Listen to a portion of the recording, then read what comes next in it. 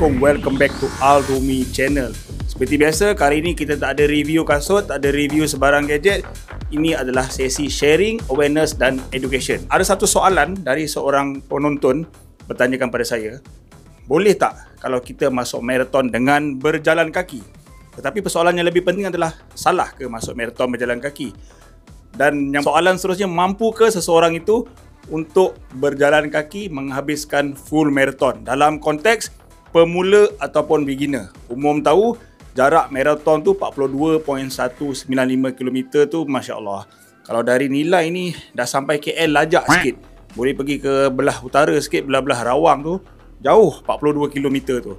So untuk pemula tu, kalau kita bayang kalau naik motor pun dah rasa penat, dan ni kita penat, apatah lagi berjalan kaki. Jadi untuk mengupas isu yang sangat menarik ini, sebab orang juga pernah mengatakan yang siapa berlari bawah 5 jam bukan marathoner, sekadar finisher. Itu soalan-soalan yang pernah saya kupas sebelum ni. Kalau kita berjalan kaki dah bukan berlari, itu isu-isu yang sangat menarik. Kita kupas kali ini dan saya pastikan anda kena tonton sampai habis. Tetapi macam biasa sebelum itu, bak kata sahabat saya dekat mentakap, saya kembalikan mentakap kali ini sebab belum ada permintaan saya nampak. Siapa-siapa yang masih belum subscribe YouTube channel saya, subscribe. Yeza and thank you. Jadi sebelum apa-apa, kita cerita tentang number dulu. Number dan fakta dan info. Sebab apa? Yes, sebab number tak pernah menipu. Yang menipu biasanya manusia je. Okay. So, kalau kita refer kepada cut off time ni diwujudkan untuk sesuatu event ataupun race sebab daripada start, flag off sehingga finishing line, dia ada satu jangka masa yang ditetapkan. Biasanya dia ada undang-undang lah. Kalau habis sebelum waktu ini, anda boleh dapat finisher T, dapat medal dan anda boleh dikira menghabiskan larian lah. Tetapi dalam setengah-setengah race, kalau di KL Marathon 7 jam 15 minit, kalau di Tokyo Marathon 7 jam, tetapi ada setengah-setengah race, macam contoh macam KL Marathon, kalau dah habis, dia tutup. Maknanya anda tak boleh habiskan. Tetapi yang terbaru ni dia bagi juga medal, tetapi bukan medal finisher, medal come back stronger. Itu pada saya satu cara yang sangat memotivasi, yang sangat menginspirasi dan membagi semangat untuk orang untuk come back stronger. Sebab perjalanan orang ni berlainan. Sebab dalam dunia larian, especially jarak jauh, dan saya still nak pegang konteks pemula atau beginner. Sebab maybe yang elit-elit, yang laju-laju maybe kurang sesuai lah. Dan saya tahu ramai majoriti kat luar sana tu macam saya, macam anda, pelari rekreasi, pelari amatur, pelari, saya kata diri saya pelari cak ayam, biasa-biasa je, just lari untuk sihat, just lari untuk maybe sekali-sekala nak up sikit performance. Dan macam saya, tambahan, saya berlari untuk membuat storytelling. Dan berbalik pada tadi, dan kalau 7 jam, saya bagi contoh, macam Chicago Marathon baru-baru ni pun sama lebih kurang, dia dah tutup. Tetapi siapa nak habiskan, dia still bagi medal. Okay, dia ada reason tertentu lah kenapa dia terpaksa buat cut off time. Yang pertamanya, permit jalan dah. Anda bayanglah kalau KL Marathon tu kat KL tu, dia tutup biasa pukul 11, dibiarkan sampai petang, mengamuk. Mengamuk orang satu bandar KL tu, mengamuk, marah orang jalan tak tutup, asyik duk berlari saja kan. Jadi itu mengundang isu sosial, isu keselamatan dan banyak isu-isu lain lah yang tak sesuai lah. Sebab tu dia kena tutup. Pasal permit dia yang dia bayar mahal tu, dia tutup berperingkat sehingga 7 jam dia tutup habis. Maknanya kalau anda still nak berlari, dia ada bus, dia sweep, dia ada safety dan sebagainya, ataupun ada kaedah-kaedah tertentu lah. Jadi berbalik pada nombor tadi, kalau cut off time 7 jam, kita tengok berapa pace kelajuan ni. Logik tak seseorang itu nak jalan kaki? Kalau 7 jam, average pace yang anda kena capai adalah 9.57 minit per kilometer. Maknanya setiap 1 kilometer tu kena berlari atau berjalan 9.57 minit. Okay, tetapi kena ingat macam Tokyo Marathon saya dah rugi 30 minit sebab saya start pen paling belakang. Dari belakang nak pergi depan tu lebih kurang 30 minit. Katalah 6 jam 30 minit punya cut off time. Dia tak kira anda start bila, dia kira yang depan tu start bila, baru dia tutup. Kalau dia kira yang belakang start bila, memang sampai malam lah race ni kan. Dan kalau 6 jam setengah, 9 minit 15 saat per kilometer. Ada banyak beza lah. Sejak saya buat jantung ni, saya kembali macam 2020, saya bermula berjalan kaki balik. Saya mengamalkan Maffetone method, maximum anaerobic function, di mana saya nak build up base saya dengan cara yang paling selamat. Maknanya saya try tak pergi zone 2 langsung, maintain zone 1 ke bawah aja. Jadi salah satu cara dia, saya kena berjalan kaki. Kalau kita cerita MAF ni, heart rate yang saya dibenarkan dengan umur saya sekarang ni lebih kurang 120 ke 130. BPM, tetapi saya lebih selamat. Saya nak target bawah 120 dan lebih kurang pace. Kalau jalan kaki sebenarnya pace 14. Itu yang melenggang kangkung 14. So kalau anda laju sikit mungkin boleh pergi 12. Dan kalau anda buat power walk, yang brisk walk yang jadi laju-laju tu anda boleh dapat 10. So macam mana anda nak habiskan marathon kalau dia nak pace 9.57? Kena ingat ini saya tak cerita 1 km, 42 km. Anda bayang anda nak jalan kaki sejauh 42 km 7 jam. Ini belum kira anda berhenti minum air, anda berhenti betulkan tali kasut, anda berhenti nak stretching. Kalau dalam kat Malaysia nak berhenti semayang, sebab tu lagi kat overseas tak payah semayang sebab waktu dia bukan waktu solat. Kalau nak solat pun masih sempat lagi. Okay, jadi itu soalan-soalannya lah. So logiknya pace 9 tu boleh dikatakan berjalan tetapi kena ada berlari sikit. So kalau sepenuhnya berjalan, yang laju pun memang anda tak boleh habis. Secara logik kita ambil allowance 20% lah. Reflect diri saya. Saya punya personal best Chiang Mai 2017 5 jam 12, itu pace 7.26. Yang tu saya plan nak lari 5 jam sebenarnya. Kaki buat hal lah masa tu. Jadi ada macam-macam hal lah. Jadi terlepas 12 minit. Saya lari 6.50 average pace saya. Tapi yelah dah berlaku tengok ada tercedok sikit. Tapi macam Tokyo 2020 yang sepatut saya pergi yang original, yang dia defer 2023, saya target 4 jam 50. Itu 6 minit 52 saat untuk setiap 1 kilometer. Ya dah macam slow jog sebenarnya. Sebenarnya slow jog je. Sebab tu saya dalam running sebelum ni, saya lebih suka masuk full marathon. Saya lagi suka full marathon berbanding kategori-kategori lain. Especially 10 dengan 5. Sebab 10 dengan 5 ni kena tekan. Dia macam nak meninggal. Marathon ni dah santai je.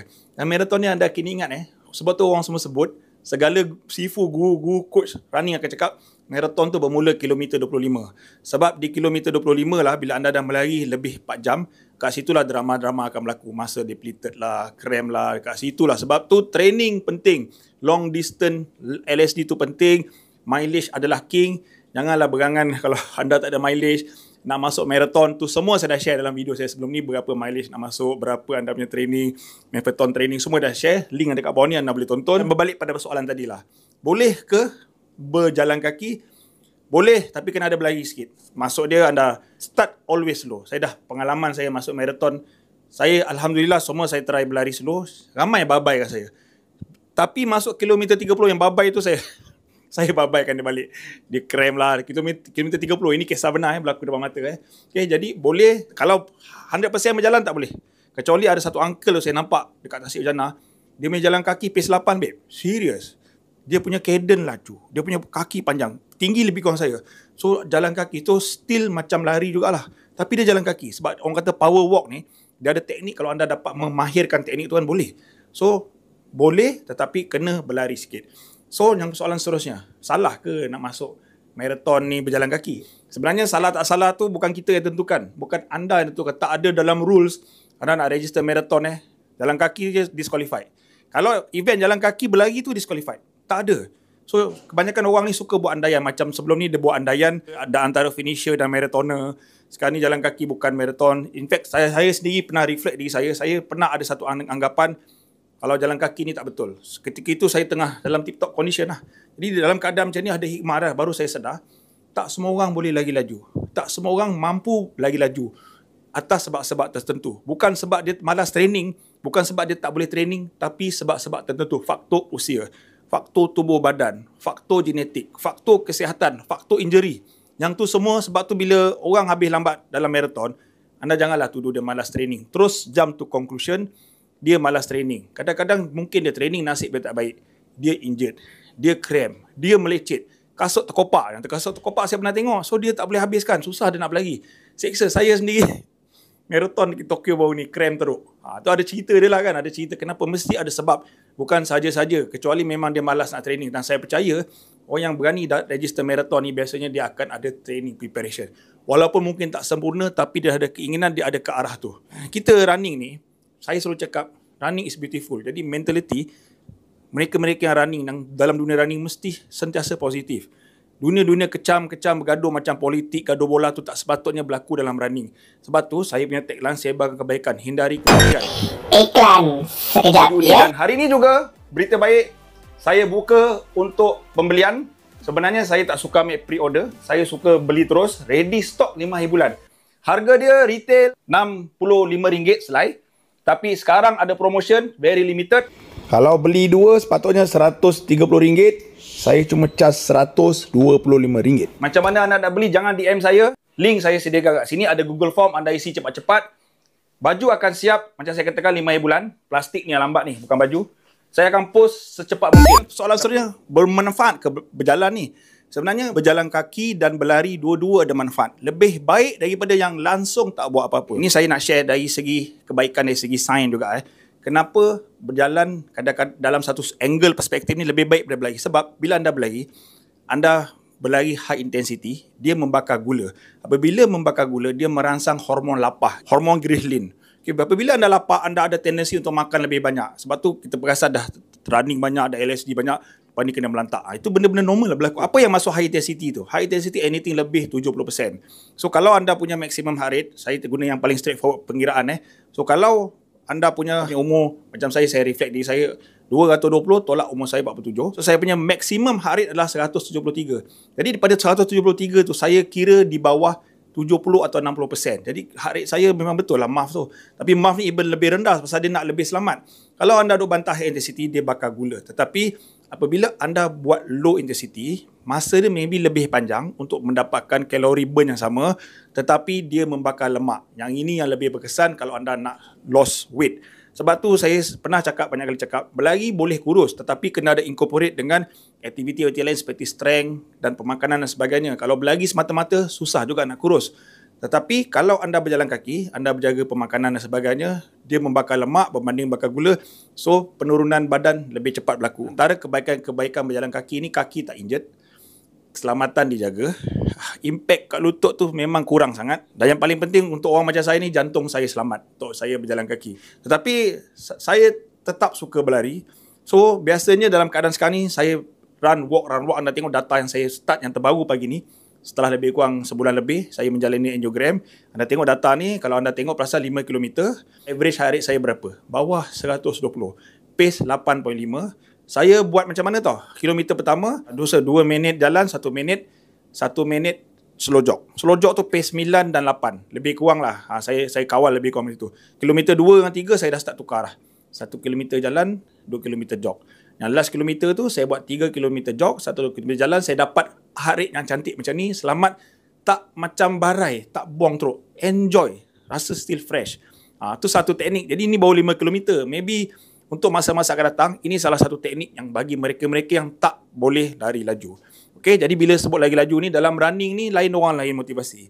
Ni sebagai closing siapa yang masih boleh berlari laju, boleh personal best, boleh podium, saya respect anda. Raikan anda punya prestasi sebab anda dah training. Tapi jangan pandang rendah mereka yang lari slow. Slow runner memandang rendah lah, lambat lah, terhegi-hegi lah, berat lah dan sebagainya. Anda kena ada satu mentaliti hormat. Sebab kadang-kadang bukan dia nak macam tu. Mungkin dia sedang berusaha ke arah yang lebih baik. Dan yang paling penting seperti saya katakan tadi, kita respect orang yang macam ni, mereka macam ni sebab dia lebih baik daripada tak buat langsung apa-apa. Okey? Kekalkan minda yang positif. Jangan nak pergi bahan orang saja, jangan nak dash orang, bahankan orang tu supaya ramai-ramai orang bahankan dia, teruk dia kena bantai. Kita bukan macam tu. Okay? Terima kasih. Kalau anda sudi tonton sampai habis, kalau anda suka video ni, tekan butang like. InsyaAllah kita akan lebih banyak buat perkongsian-perkongsian yang bermanfaat dan positif macam ni. Dan tinggalkan komen siapa ada pandangan yang dari sudut macam ni. Dan yang paling penting apa dia? Subscribe. Sebarkan kebaikan. Stay healthy. Keep fit and keep running. Assalam. Yo, what's going on?